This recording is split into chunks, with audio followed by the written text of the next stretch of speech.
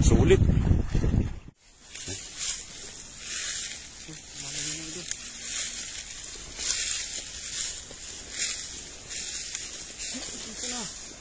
Yun.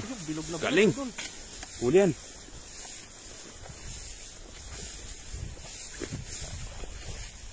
Ibain natin. Dami. Marami yan. Ayun, dami napasag oh. Ayun, dami. Ay, sureball yan. Sureball yan, idol. Ang dami oh. Ayun na, napasag na.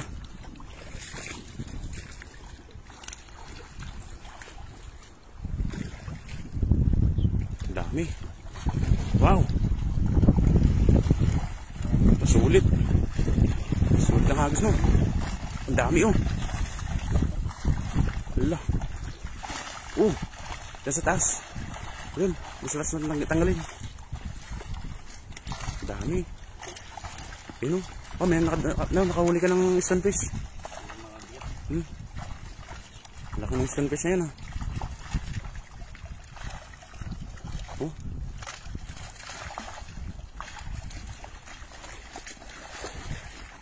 Grabe. Panalo. Panalo ang unang hagis. Ayan. Bukuhan natin yung lagayan. Okay. Sa gilid. Doon sa gilid. Doon sa harap. Doon. Yan, sa ano, gilid.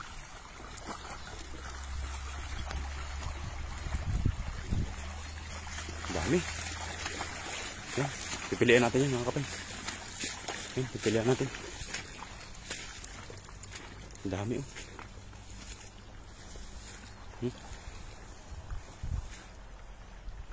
Dami huli na idol. Sulit lakay. Wow.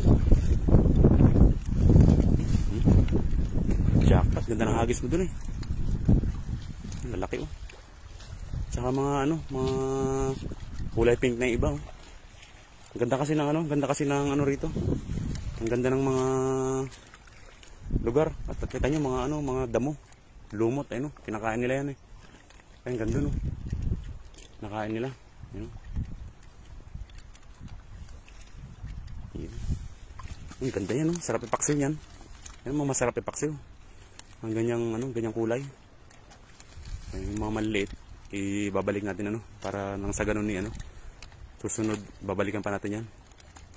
At mapalaki natin ng kaunti. Ayan. Galing, ganda ng ganda ng huli natin yan, quality. Halos yung size na maganda talaga. At ang rito, maganda rito, halos yung mga nakukuha nating isda ay mga mga babae bibihira yung lalaki na nahuhuli dito. Tsaka halos wala yung tinatawag nilang aruyo. Mga native pa oh. May mga native pa tayong kasamang nahuli rito. Ayun oh. Ganda. Ayun, masarap na ipaksiw. Lalo sa paksiw sa sampalok, nako, quality. Ubos pati bahaw. Yan oh. Kulay puti na no. Nagiging sila. Siguro gumagamit sila ng mga rito. Gluta. Kaya ang puputi eh.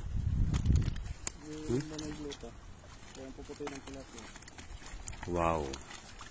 Wow. Talagang ang galing mo naman.